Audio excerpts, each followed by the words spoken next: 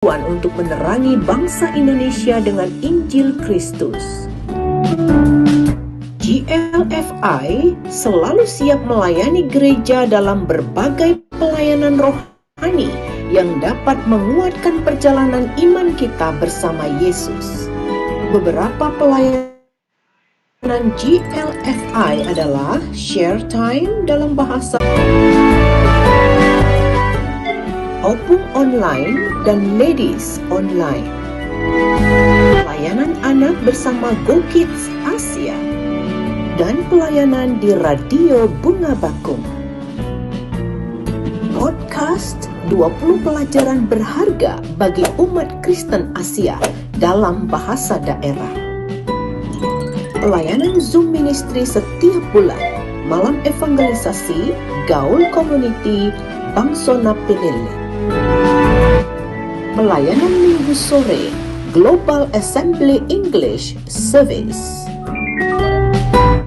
Setiap minggu sore, pukul 4 waktu Indonesia Barat, bertumbuh dalam iman dan skill berbahasa Inggris. Pelayanan Women's Ministry setiap Senin malam pukul 19 waktu Indonesia Barat. Widows Ministry setiap Selasa dan Rabu siang. Wonderful Women setiap Selasa dan Rabu sore.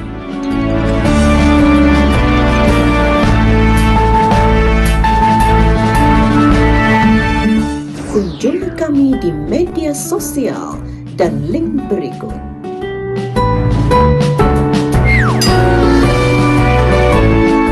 Salam kami tim GLFI, Pendeta Dr. Andus Tomo Siswadi Sihombing selaku Direktur dan Penanggung Jawab Pelayanan. Terima kasih atas kebersamaan kita hari ini.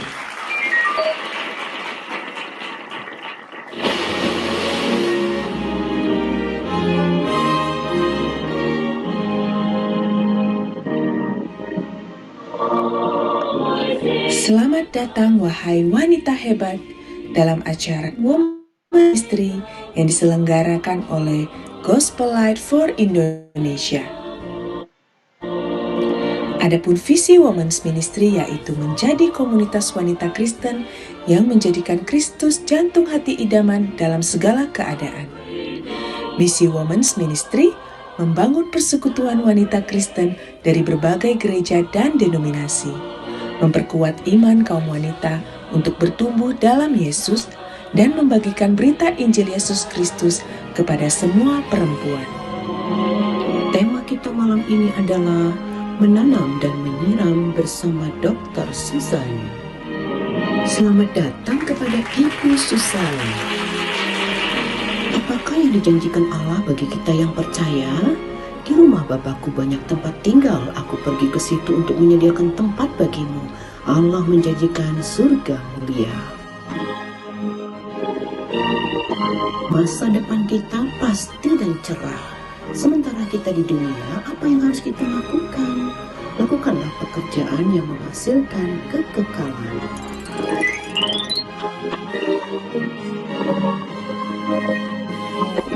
Ayo kerja bagi Tuhan.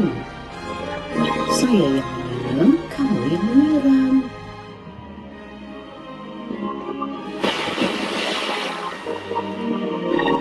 Ada berita baik. Taburkan bibit Injil dan biarkan tertanam.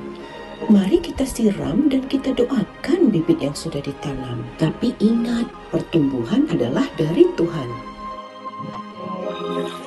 Saya yang menanam, kamu yang menyiram. Dan Tuhan memberi pertumbuhan.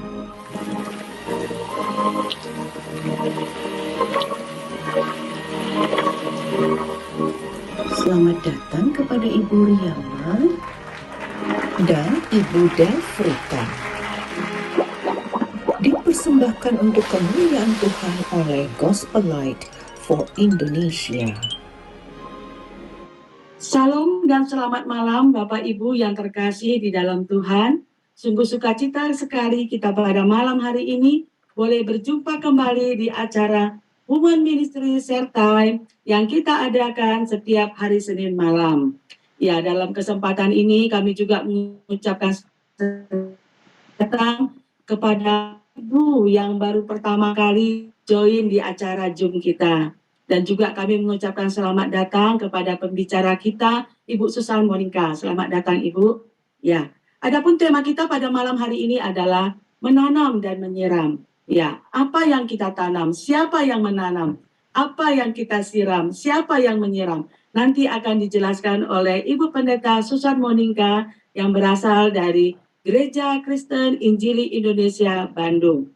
Baik, Bapak Ibu yang terkasih dalam Tuhan, kita akan memulai acara kita dengan mengangkat satu pujian, "Ku suka mengabarkan Injil."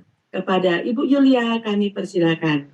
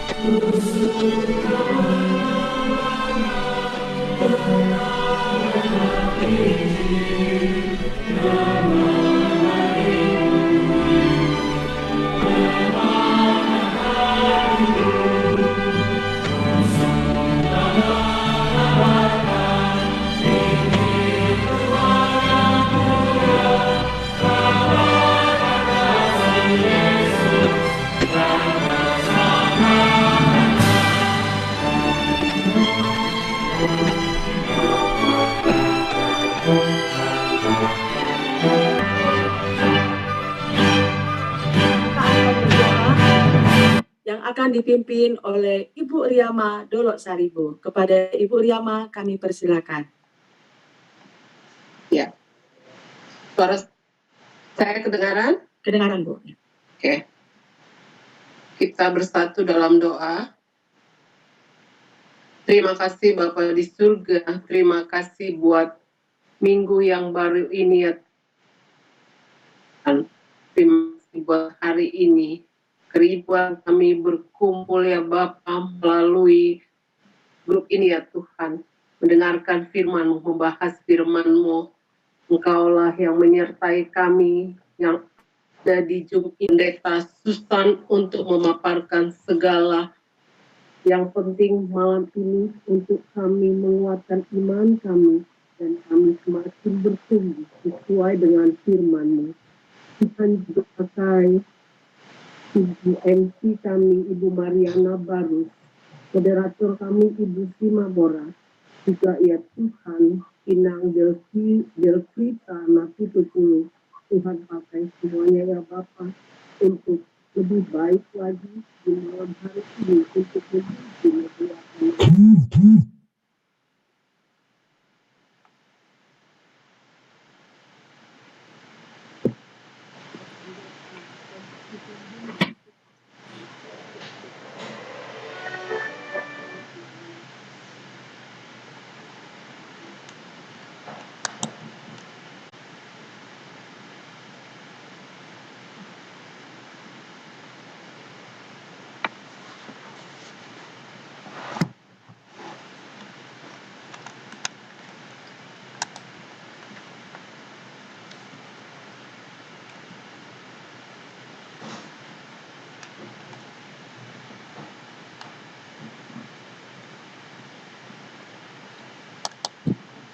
Amin.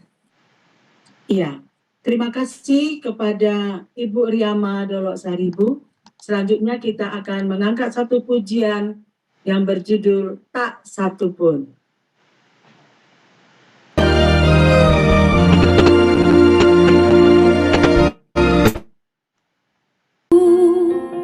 Kelaparan ketelanjangankah, tak satu pun, tak satu pun.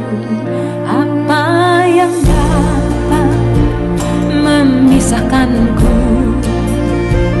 dari kasih-Mu, Tuhan sahabatku? Aniayakah, penderitaanKah, tak satu pun, tak satu pun. Tiada satu pun seperti Kau, Yesus, Kau sahabat yang sejati.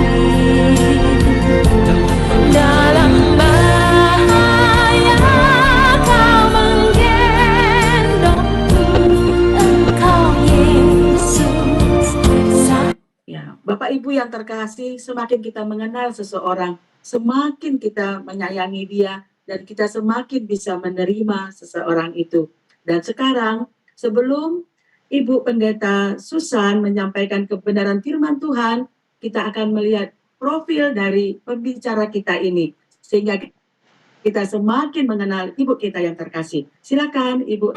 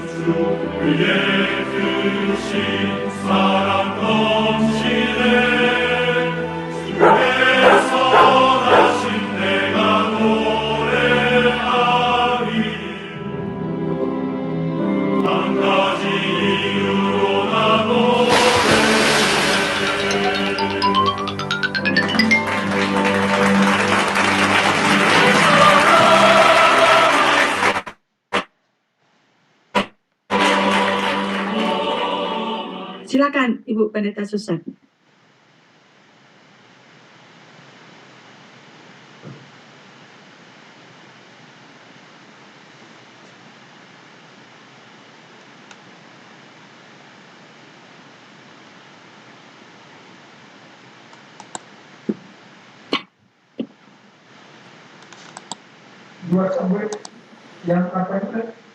Sepertinya Ibu Susan mengalami kendala.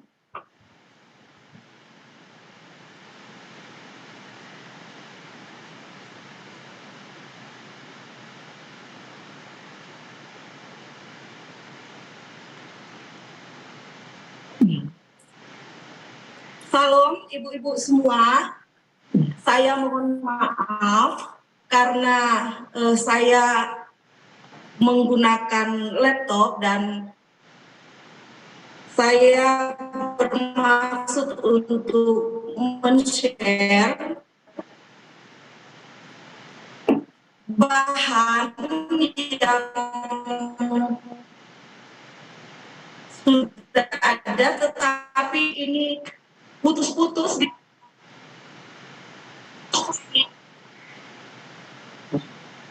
Apakah ibu-ibu mendengarkan suara saya? Agak mendengung, Bu, agak mendengung. Mendengung ya. Iya. Ini mungkin signalnya kurang baik di sini. Iya, ini udah makin jelas, Bu. Udah. Makin jelas. Mulai jelas ya. Baik, sebelum kita membaca dan mendengarkan firman Tuhan, mari kita berdoa. Tuhan Yesus, Tuhan dan Juru Selamat kami bersyukur adalah kesempatan yang istimewa di mana kami boleh berkumpul dari berbagai daerah, baik dalam negeri maupun di luar negeri.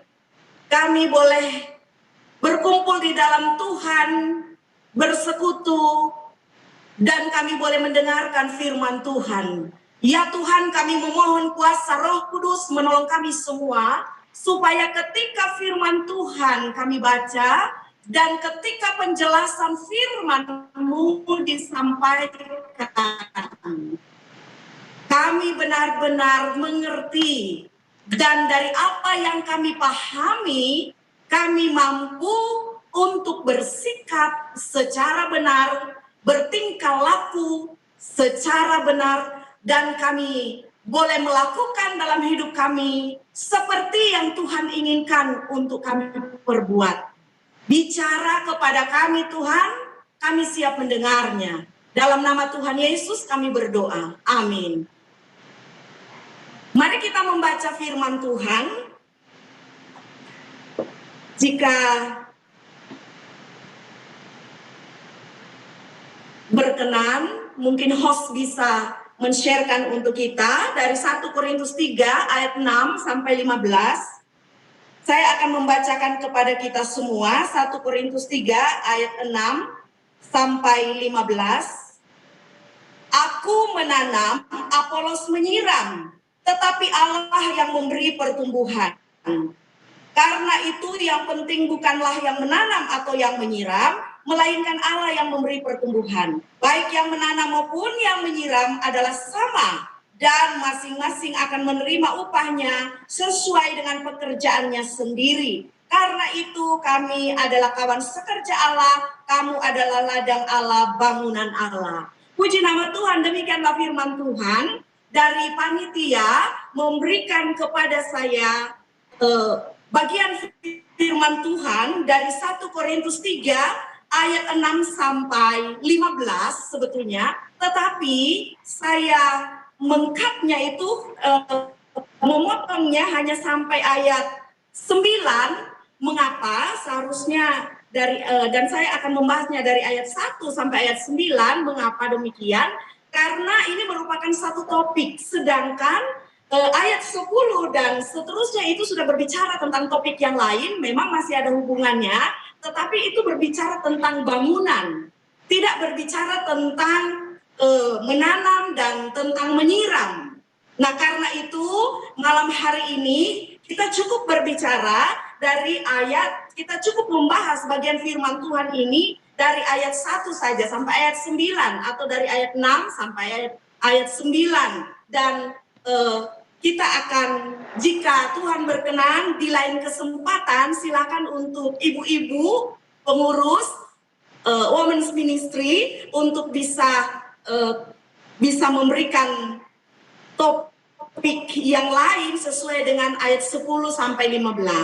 Nah, tema kita malam hari ini adalah menanam dan menyiram. Tadi sudah dijelaskan siapa yang menanam, apa yang ditanam, siapa yang menyiram, ya seperti itu. Dan sebentar saya akan share dulu.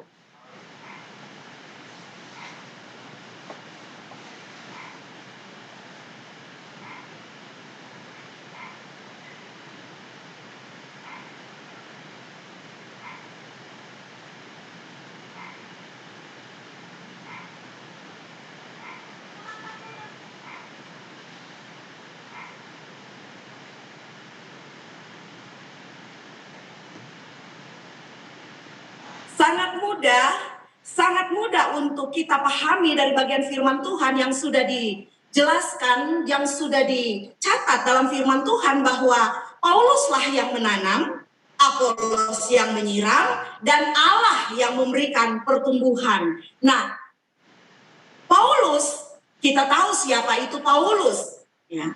Dia adalah seorang hamba Tuhan atau rasul.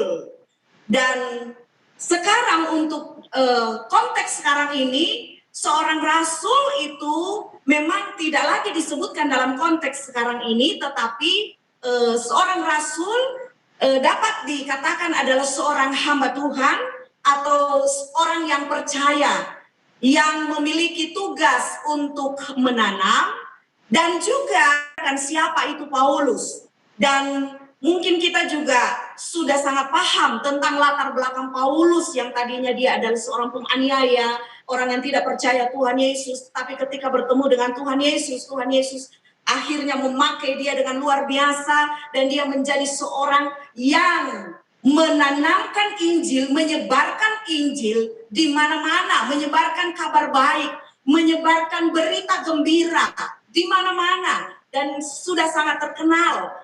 Paulus adalah pelayan atau penyebar firman Tuhan yang paling terkenal dan sangat luar biasa dibandingkan dengan hamba-hamba rasul-rasul Tuhan yang lain. Nah, ibu-ibu yang dikasih oleh Tuhan,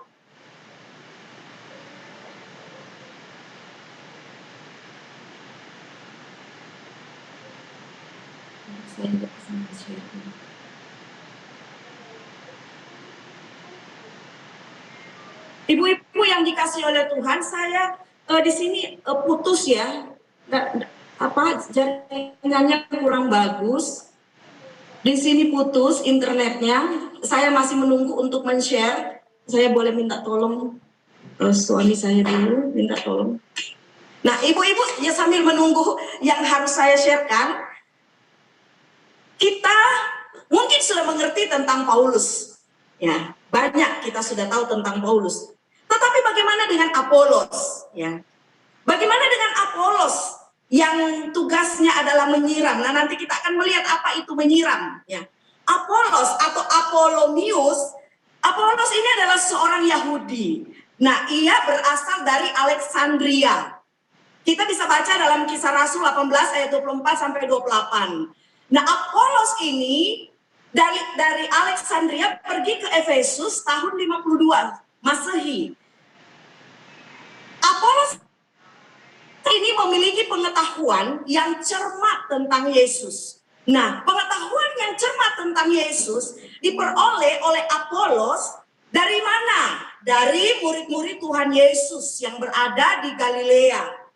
Dan dari tulisan-tulisan tentang kitab Injil yang menulis tentang Tuhan Yesus. Nah, Apolos ini adalah pribadi yang sangat fasih untuk berbicara. Nah, kefasihan Apolos dalam berbicara, dia mampu menggabungkan kemampuan untuk belajar dengan nalar yang jernih, memahami perjanjian lama, dan Apolos ini penuh dengan gairah memberitakan kebenaran yang diketahuinya. Ibu-ibu bisa membacanya di Kisah Para Rasul 18 ayat 24 sampai 25. Nah, pemahaman Apolos memang terbatas. Ini kita belajar, kita paham dulu tentang si Apolos. Pemahamannya memang sangat terbatas. Ya. Pemahaman yang terbatas itu menyangkut tentang pencurahan Roh Kudus dan baptisan Kristiani. Nah, pemahaman yang terbatas ini tidak menyurutkan Apolos untuk dia giat di dalam pekerjaan Tuhan. Kalau kita membaca di dalam Apolos yang kurang ini, akhirnya dilengkapi oleh ajaran atau pengajaran dari Priscilla dan Aquila. Jadi Apolos ini luar biasa. Mengapa? Karena dia tidak diam dalam pemahamannya yang serba terbatas tentang Roh Kudus dan tentang baptisan. Dia tidak diam saja, tetapi dia berusaha untuk mencari jalan keluar dan Tuhan mempertemukan dia dengan Priscilla dan Aquila, sehingga pemahaman Apolos tentang Roh Kudus dan tentang baptisan Kristen ini dapat diperbaiki. Ya. Nah, Apolos dari Efesus, dia pergi ke Korintus, dan di Korintus ia menunjukkan keahliannya untuk membela ajaran Kristen terhadap orang-orang Yahudi. Kita bisa baca dalam Kisah Rasul 18 ayat 27 sampai 28. Nah, di Korintus sendiri ternyata telah bermunculan golongan-golongan. Ada golongan Paulus, ya, ada golongan Apolos, ada juga golongan Kefas. Ibu-ibu, kalau kita membaca di dalam 1 Korintus 1 ayat 12, ya, di sana bermunculan begitu banyak golongan-golongan. Ya. Nah, Kefas itu siapa? Kefas itu Petrus, ya. Jadi di sini di lain teks disebutkan sebagai Petrus, tetapi di lain teks disebutkan sebagai Kefas, yaitu batu, ya. Nah, golongan-golongan ini timbul karena ada beberapa orang, ya, yang menyukai pribadi-pribadi atau hamba-hamba atau rasul-rasul, ya, secara pribadi, ya. Mereka mungkin menyukai kefasihan dan kehalusan bicara Apolos, ya. Apolos ini fasih berbicara, ibu-ibu.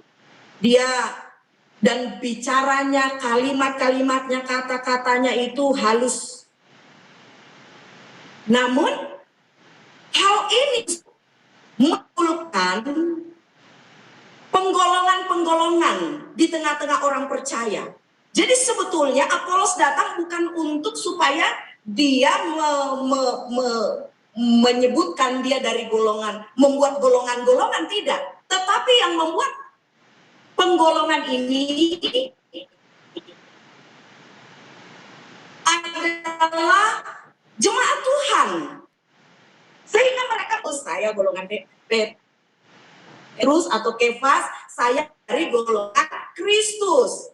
Nah, mengapa timbul golongan-golongan seperti ini? Karena hamba Tuhan ini adalah firman, adalah Injil, adalah kabar baik, adalah berita kesukaan. Sebetulnya yang disampaikan tidak ada yang berbeda. Hanya mungkin karena penyampaian, penjelasannya yang membuat